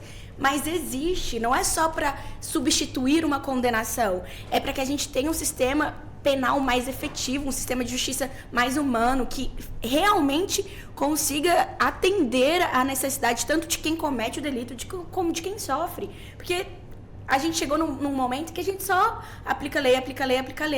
A gente está tentando fazer esse sistema ser mais efetivo e mais humano. Então, esse processo, para mim, foi interessante, porque foi justamente a visualização de que, mesmo com a sentença, ainda assim faz sentido a gente ter a justiça restaurativa. Doutora Catarina, se fala justamente em termos de justiça alternativa. Como se dá... Bom, falamos aqui, chegamos ao juízo. Como se dá isso? Eu lembro, vou de novo para os juizados especiais, havia a possibilidade, eu não sei como é que funciona hoje em dia, a transação penal. Então havia acordo entre as partes e uma das possibilidades era justamente a proposição de pagamento de cestas básicas, serviços comunitários e sem que se constasse, digamos assim, na ficha, falando livremente da pessoa, nada que a desabonasse no futuro, mas isso feito de comum acordo. Era a proposta de transação penal oficialmente colocada como sendo do Ministério Público. Como é que funciona hoje em dia nessas situações? O caso chegou, houve a sessão, o caso chegou para a doutora. Como é que funciona a partir daí? Antes, eu queria só pegar o gancho na fala da doutora Vanessa, porque ela traz um ponto muito importante. É que a gente tem no ideário, né, que a justiça restaurativa é um caminho mais fácil, quando, na verdade, se responsabilizar é um caminho muito mais difícil e muito mais doloroso do que você aceitar uma pena. Porque a pena você aceita passivamente. E você pode até ficar com o sentimento, enfim, de que o outro praticou uma injustiça contra você, porque a pena foi muito alta, ou que está valendo, né? Porque você fez uma coisa tão grave, a pena foi só isso aqui, então sair no lucro. E o processo de responsabilização é um processo seu, um processo ativo, que exige de você, né, lidar com seus valores, com seus princípios, olhar para a pessoa a quem você ofendeu, a quem você causou mal, e assumir a sua responsabilidade. Então, isso é muito mais difícil do que aceitar uma pena. Mas voltando, então, Cadu, a gente tem duas possibilidades, né? Então, quando é possível, entre aspas, o que a Lei 9.099 chama de conciliação, que a gente entende que essa conciliação, quando a gente fala de juizado especial criminal, é, na verdade, uma prática restaurativa. Então, a lei diz que, tendo acordo, o processo é arquivado, né? Sem que tenha nada na ficha. Então, tendo acordo restaurativo, o processo é arquivado sem que tenha nada na ficha. Quando a ação penal é uma ação penal pública, que a princípio não cabe a conciliação, nem no juizado especial criminal, mas cabe a transação penal, em alguns juizados do Distrito Federal, o que a gente faz, porque o Ministério Público entende assim, porque a gente tem um sistema e uma estrutura que entende assim, se a gente tem uma vítima definida, a gente tem o processo restaurativo entre aquelas duas pessoas e o acordo restaurativo é homologado e o processo é arquivado e não consta nada na ficha daquela pessoa. Se eventualmente não há uma vítima identificada ou se não há possibilidade desse acordo restaurativo, e então seria o caso de transação penal, desse acordo entre a pessoa e o Ministério Público, em alguns juizados, o que a gente faz é que essa proposta vem do Ministério Público, né? Então, o Ministério Público oferece 60 cestas básicas, serviço à comunidade. Porém, essa proposta é apresentada ao ofensor pelo facilitador de justiça restaurativa, para que haja, então, esse processo de responsabilização, né, para que ele possa contar a história dele, para que ele possa se conscientizar do que aconteceu e de como aquilo não faz bem para ele, em primeiro lugar, para os próximos dele, para quem sofreu as consequências, para a comunidade, para ele entender os mecanismos que o levaram àquele comportamento e para que ele possa entender como ele não repete esse comportamento. Porque se eu sei o que me leva a esse comportamento, eu sei o que evitar para não me comportar dessa forma. E aí essa proposta é oferecida, mas ela também é construída com ele. Então o Ministério Público está sempre aberto para que, se eventualmente o facilitador e o ofensor construíram alguma outra maneira que funciona, que tem mais significado para aquela pessoa, que ela seja homologada também. E aí também é arquivado e nada consta da ficha dele. E aí, Cadu, você tocou num ponto importante que a gente ainda não falou, que são os acordos de não persecução penal, que também podem ser feitos sob uma perspectiva de justiça restaurativa, né? Então, ao invés da gente chegar e falar bem assim, você dá tanto, você assume aqui, a gente tem essa intervenção feita por um facilitador e esse acordo construído de uma maneira restaurativa. Os juízos, em geral, eles têm a possibilidade, pelo menos nas localidades em que há mais estrutura, a possibilidade de diversos tipos de auxílio, como, por exemplo, os NUPs, os núcleos psicossociais, acompanhamentos psicológicos, etc. A doutora falou a respeito de situações em que algo faz, vou usar um termo, desengateia um gatilho, às vezes até de agressividade. E existe a possibilidade, inclusive, de situações psíquicas, psicológicas. O juiz pode se valer, inclusive, de diligências e análises para a constatação, por exemplo, de situações em que haja, nesse processo investigativo, situações específicas e até a recomendação de tratamentos psicológicos, alguma coisa nesse sentido? Ótimo, Cadu, porque a justiça restaurativa ela funciona em rede. Então, na verdade, assim, quem vai fazer isso é o facilitador. Então, quem vai identificar as necessidades que surgem e como a rede de apoio pode intervir, pode apoiar essa pessoa no que ela precisa, vai ser o facilitador. Então, por exemplo, a gente tem inúmeras situações de roubo em que esse rapaz está fora da escola ou que esse rapaz está sem emprego. Então, o facilitador faz os encaminhamentos, seja para os órgãos que trabalham com a inserção das pessoas no mercado de trabalho, seja com a Secretaria de Educação, para entender como é que a gente pode fazer com que aquela pessoa volte para o ambiente escolar. Então, assim, e são pontos muito importantes que eu acho que a gente ainda não tocou e que eu queria tocar, é que a justiça restaurativa, ela funciona em rede. Então, assim, a gente tem toda essa rede de apoio funcionando. Para quê? Para que a gente apoie essa vítima na reparação dela e para que a gente apoie esse ofensor também no processo de responsabilização e de conscientização. Porque a gente sabe que a gente vive num país em que a vulnerabilidade social é muito alta, né? Então, assim, a justiça restaurativa, ela não trabalha no sentido de desresponsabilizar, mas ela trabalha no sentido de responsabilizar, mas entender que nesse processo de responsabilização, essa pessoa precisa de suporte, né? E de um suporte que o Estado tem que dar, né? Ou que organizações não governamentais, enfim, essa rede de apoio tem que dar. Outro ponto muito importante é que na justiça restaurativa, a participação da comunidade é muito importante. Para além disso,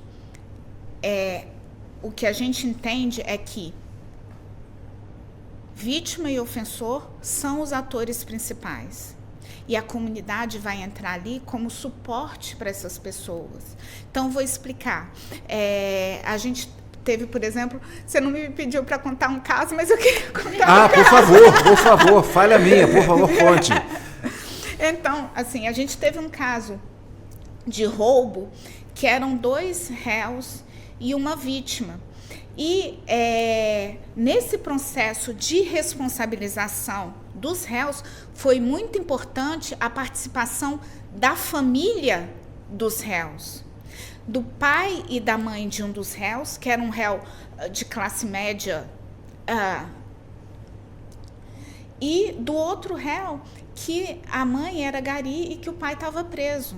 Então, assim, a participação da família desses 2 réus foi muito importante. A família de classe média se responsabilizou na medida que os pais entenderam que sempre mimaram esse garoto, que ele sempre teve tudo o que ele quis e que o jeito como ele foi criado o levou a esse comportamento. O outro rapaz, que a mãe trabalhava como gari, ela teve a oportunidade de falar para esse filho: olha só, eu passo o dia inteiro varrendo rua para você não fazer esse tipo de coisa, para você poder estudar. Então, assim, é um processo de responsabilização que envolve outras pessoas, que a gente tem que entender quem são e como elas vão participar, que a gente não pode tirar o foco principal da vítima e do ofensor, mas que elas vão participar dessa maneira. E a vítima, nesse caso, era um rapaz que, nesse dia específico do roubo, ele estava com o salário todo dele no bolso. E ele estava com a chave do estabelecimento que ele trabalhava, e ele estava também com uma bonificação a mais, porque ele foi o funcionário do mês. Então, assim, foi levado tudo dele. E ele era pai solteiro. Essa bonificação ia servir para ele comprar fralda para o filho dele. Então, assim, e essa chave nunca foi achada, enfim, o patrão dele também veio. Então, a gente envolve essa comunidade. E, enfim, eles chegaram a um acordo restaurativo. Independentemente do acordo, o pai desse rapaz que era de classe média, ele fornecia todo mês uma cesta básica para essa vítima. E ele só parou de fornecer, já tinha passado mais de ano, quando a vítima falou, olha, agradeço demais, mas eu não preciso mais. Sim. Então, assim, isso tudo é para dizer que envolve outras pessoas, porque a gente está falando muito de vítima e ofensor, e eu entendo que algumas pessoas, quando ouvirem o programa, vão falar, mas a justiça restaurativa tem a comunidade, e tem mesmo, né? E tem sim, e ela entra nesses momentos. E também, Cadu, eu queria só fazer outro ponto. Quando eu falo muito do Distrito Federal, é porque tem outras práticas em outros tribunais. A gente, especificamente, trabalha muito nesse viés do sistema criminal e, efetivamente, com o encontro vítima-ofensor. Então, assim, eu restringo a minha fala para que quem escute não ache que eu estou falando, enfim, que eu estou como é que eu vou dizer? Me sobrepondo ao que outros tribunais fazem, a outras práticas, enfim. E essa foi uma decisão de política pública do TJDFT, focar no sistema criminal, porque a gente entende que ali é a ambiência da justiça restaurativa, né? Eu tenho aqui uma referência do Conselho Nacional de Justiça que diz que, por ato do ministro Ricardo Lewandowski, foi instituído o Comitê de Justiça Restaurativa e é uma portaria número 91 de 17 de agosto de 2016. Chama atenção aqui, não, perdão, isso é uma outra referência. Na verdade, o que eu gostaria de perguntar é com relação à Resolução CNJ 225 de 2016, que diz o seguinte aqui, tem por objetivo a consolidação da identidade e da qualidade da justiça restaurativa, definidas na normativa, a fim de que não seja desvirtuada ou banalizada. Quais os perigos que existem nesse sentido e qual é o trabalho que pode ser feito? Eu deixo a pergunta em aberta para as três, inclusive. Tá bom. Então, o que acontece? Assim, a Isabel, a doutora Vanessa já ressaltaram aqui, né, como é um trabalho muito específico. E como é fácil a gente caminhar por essa lógica do punitivismo dentro do que a gente acha que está praticando de justiça restaurativa. Então, assim, a resolução do CNJ, ela vem realmente determinar, né? Embora assim não seja uma palavra muito restaurativa, mas assim pedir que os tribunais se atentem para que a gente não tenha, na verdade, práticas restaurativas que, embora tenham uma forma, né, porque a gente tem forma e tem conteúdo, embora tenha uma forma de prática restaurativa, na verdade, esteja trabalhando sob uma ótica, seja punitivista, ou seja, uma ótica que não é uma ótica dessa perspectiva de responsabilizar, de reparar, de conscientizar. Então, assim, o que o CNJ pretende é que a gente tenha núcleos especializados em justiça restaurativa com pessoas com formação em justiça restaurativa e que a gente possa, então, proteger a justiça restaurativa, porque se a gente for ver na literatura, uma das maiores críticas, seja de um lado, seja do outro, em relação à justiça restaurativa, é que ela é cooptada pelo sistema, quando ela está dentro do sistema. Cooptada pelo sistema no sentido de que ela começa, aos poucos, a, na verdade, trabalhar sob a perspectiva, sob a ótica do sistema e agregando os valores do sistema. Então, assim, e isso é um cuidado que a gente tem que ter muito grande. Vou te dar um caso. A gente teve um caso que era um roubo, e que é muito longo o caso, mas eu vou resumir rapidinho. Um sobrinho muito querido roubou a tia. A tia amava esse sobrinho. Foi para a justiça restaurativa. Esse sobrinho não se responsabilizava. Mas a tia queria, de qualquer jeito, reconstruir os laços que ela tinha. se a gente fosse trabalhar por uma ótica de não vamos fazer o que dá, a gente fazia um acordo restaurativo porque ela ia aceitar, porque ela estava aceitando qualquer negócio. Eu ia ter um acordo lindo para mostrar, ia dizer, olha, o meu núcleo fez um acordo num caso de roubo, assim, ia virar case, ia virar paper, mas a gente sabe que não foi justiça restaurativa. Então, não foi feito acordo, voltou, o processo tramitou na vara. Então, é nesse sentido. E nisso a gente tem que ter muita atenção o tempo inteiro. E é por isso que a gente tem muito treinamento, é por isso que a equipe está sempre junta e entendendo como, mesmo eu estando dentro desse sistema, a minha lógica é outra. Então, essa pergunta é bem importante, porque a gente precisa realmente ter esse cuidado, né? Eu me lembro de um caso que eu fiz, que foi o seguinte. Uma senhora estava dentro de um carro, de uma lotação, né? Uma condução irregular. E aí, acho que o celular da moça que estava do lado dela caiu no assoalho do carro. Ela pegou esse celular e furtou o celular. A moça desceu do carro, depois de um tempo, deu falta desse celular.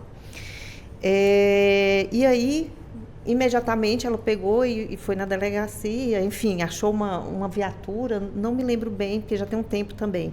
Mas aí eu sei que foi no encalço dessa senhora. E aí, quando chegou na propriedade onde essa senhora morava, o genro dessa senhora pegou esse celular e jogou dentro do rio, né? E aí veio, né, eles conseguiram recuperar o celular do rio, mas o celular já não tinha mais serventia nenhuma. E aí essa senhora estava sendo acusada de furto e em coautoria, né, com esse genro. E aí o processo de justiça veio para a justiça restaurativa e eu comecei a fazer uma intervenção. E assim, atendia separado, né? Essa senhora, ela não se responsabilizava em absolutamente nada. Ela contava que o celular tinha caído dentro da bolsa dela. Enquanto que o genro, por outro lado, ele assumia que não podia ter feito o que fez, que ele não deveria ter jogado esse celular no rio, que ele fez para proteger a sogra, mas aquela atitude tinha sido errada e tinha o interesse de reparar a vítima. E aí a gente fez o atendimento com essa vítima e o que ela queria? Ela queria o celular dela de volta, né? Dentro das possibilidades desse rapaz, ele se propôs a reparar a metade do valor do celular. Então, a vítima aceitou essa proposta dele. E o que a gente fez? Nós fechamos um acordo em relação a essa parte que se responsabilizava e em relação a essa outra parte que não se responsabilizava, a gente devolveu o processo sem nenhum tipo de acordo para que o magistrado, então, pudesse decidir. Então, como é que a justiça restaurativa ela não é cooptada pelo sistema?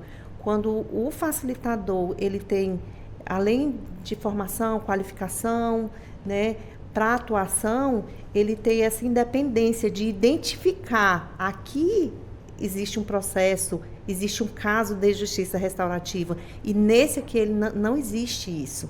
Por quê? Porque assim, a pessoa não se responsabiliza, se ela não se responsabiliza, ela não se conscientizou do que ela praticou e muito menos ela vai querer reparar aquilo. Então, é esse tipo de cuidado que a gente tem que ter. E aí eu ressalto esse papel do facilitador, porque ele tem que ter muito feeling para perceber isso, mas também o papel do magistrado, né, para acolher isso, para entender que esse foi um trabalho sério que foi feito, o trabalho do advogado que compreende toda essa sistemática e funciona conosco como esse colaborador, o papel do Ministério Público, porque é ele que vai receber esse acordo também e ele vai suscitar para que o juiz valore de alguma forma. Então, todos nós precisamos entender, compreender a lógica da justiça restaurativa para que a gente possa, né, fazer esses caminhos aí que são paralelos e complementares. Doutora Ana, você fez uma observação agora há pouco que me chamou a atenção. Eu gostaria de perguntar de um caso em que houve encaminhamento do Ministério Público. Então, o Ministério Público pode encaminhar, então, um caso externo para que seja feita a justiça restaurativa? Como é isso? Na verdade, assim, qualquer ator processual pode solicitar a justiça restaurativa dentro do processo se visualizar que ali existe um caso que é possível, né, se aplicar. Obviamente, como as doutoras já bem falaram, é feito um filtro, não vai se fazer, de fato, uma sessão restaurativa para todo e qualquer processo que todo mundo pedir.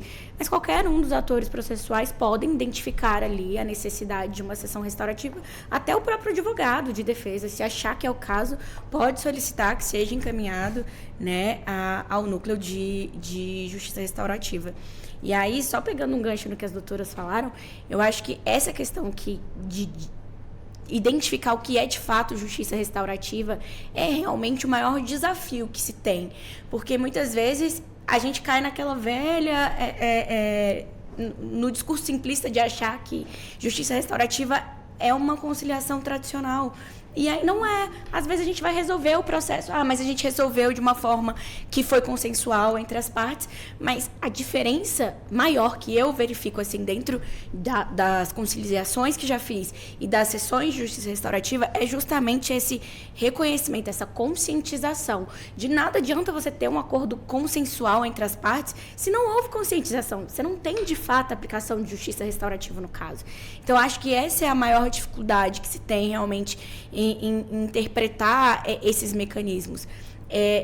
E acho que também a maior dificuldade é cultural mesmo, sabe? De encarar esse mecanismo como algo efetivo, como algo que faz sentido. A gente ainda tem uma sociedade muito movida por esse pensamento punitivista da justiça tradicional. Às vezes, eu estava até conversando com a doutora Isabel no intervalo. Eu participei de um grupo de estudos, numa pós-graduação que eu fiz sobre direitos da mulher, e a gente discutia justamente se esses mecanismos de justiça restaurativa poderiam ser aplicados dentro de um contexto de violência doméstica de forma efetiva. Porque a gente acredita que muitas vezes a gente assiste rotineiramente nos noticiários o número de violência doméstica subindo, e a gente acredita muitas vezes que a solução para isso é só encrudecimento legal, né? Aí a gente vê a pena do feminicídio aumentar, a pena da violência doméstica aumentar, e aí não pode mais surgir, não pode mais aquilo. Mas será que isso está sendo realmente efetivo? Porque os números continuam aumentando. Será que a gente tentar uma nova alternativa que não é substitutiva, mas paralela, nesse sentido de tentar implementar sessões de justiça restaurativa, não seriam eficientes? Porque a gente enfrenta muito essa barreira cultural de entender esses mecanismos como efetivos, como necessários. A gente acha que isso não faz diferença alguma, mas no final do dia, talvez seja o que consiga mudar a política criminal. A política seja uma política, até um pouco de política pública mesmo, né? Um pouco não, acredito que até muito de política pública. Porque, de fato, a justiça restaurativa tem essa rede de apoio por trás, que eu acho que é outro cuidado que a gente precisa ter. Não adianta a gente falar em responsabilização, conscientização, da pessoa chegar e se conscientizar, se quando ela sair da sala, nada mais vai ser feito. Se não tiver essa rede de apoio para dar esse suporte para que, ok, eu já entendi, eu me responsabilizei, e a partir de agora eu preciso tomar atitudes para reparar e mudar, mas eu não vou ter apoio nenhum, não vai mudar nada. Então, a gente vai ter uma justiça restaurativa vazia, se ela não tiver essa rede de apoio que realmente funcione.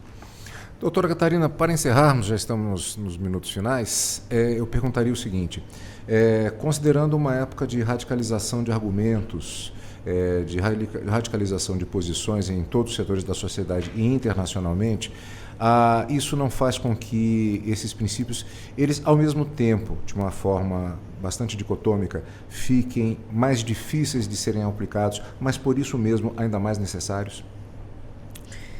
Então, eu acredito, Cadu, que, na verdade, assim, quando a gente mais precisa deles, né? E a dificuldade, eu não sei até que ponto ela existe, no sentido de que, se eu estou aberto ao outro, e se eu entendo e se eu me pauto por esses princípios e por esses valores, algum reflexo isso vai ter em quem está perto de mim, e na minha comunidade e na sociedade. Então, eu acredito que, assim, é o momento que a gente mais precisa, efetivamente, das pessoas se conscientizarem e se responsabilizarem, e que a gente pode ser o vetor para isso. Então, assim, é uma grande oportunidade, eu acredito, da gente rever os nossos valores enquanto comunidade, enquanto sociedade, e entender a justiça restaurativa, porque a gente fez um programa maravilhoso falando do sistema criminal. Para além disso, eu posso entender a justiça restaurativa nas escolas, nas comunidades, e eu posso entender a justiça restaurativa mais ainda como uma maneira de eu me comportar com o outro. Ao invés de carregar culpas, né, carregar responsabilidades, ao invés de suscitar eles e nós, entender que somos todos nós, e entender, assim, como que a gente encontra os nossos valores em comum e vive a partir deles. Nosso tema de hoje, justiça restaurativa. O tema, eu sempre digo, não se encerra no debate, é claro, e ficamos à disposição aqui na Rádio Justiça, em aberto, para que possamos continuar em outros debates, em reportagens, em entrevistas, a abordar esse tema importantíssimo para a nossa sociedade e para o trabalho do Poder Judiciário. As nossas entrevistadas, a servidora e facilitadora dos processos que envolvem justiça restaurativa, a doutora Isabel Messias Vasconcelos, a doutora Vanessa Vitória Oliveira, criminalista, e a doutora Catarina, a juíza Catarina de Macedo Nogueira Lima e Corrêa, coordenadora do programa Justiça Restaurativa do Distrito Federal. Os nossos agradecimentos pela presença e renovado convite para que possam retornar para abordarmos essas e outras questões relacionadas ao Poder Judiciário. O Justiça na Tarde de hoje fica por aqui com esse agradecimento, e continue conosco em 104,7 FM. Aqui você sintoniza os seus direitos. A Rádio Justiça apresentou Justiça na Tarde. Secretaria de Comunicação Social, Supremo Tribunal Federal.